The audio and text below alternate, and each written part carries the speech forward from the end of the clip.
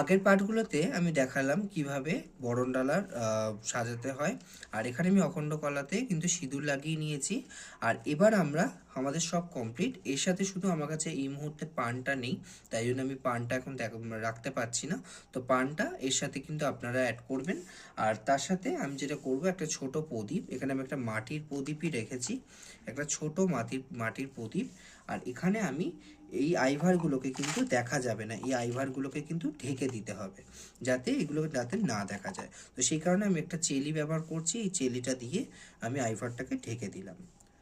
তো এটা ঢেকে দিয়ে এর সাথে এবার পান অ্যাড করে দিলেই কিন্তু আমার বরণডালা তৈরি।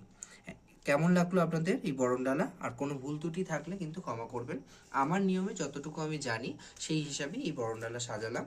তো আপনারা কিন্তু অবশ্যই কমেন্ট করে জানাবেন যে কেমন লাগলো। আর যারা জানতেন না তাদের উপকার কতটা হলো সেটাও কিন্তু কমেন্ট করতে ভুলবেন না।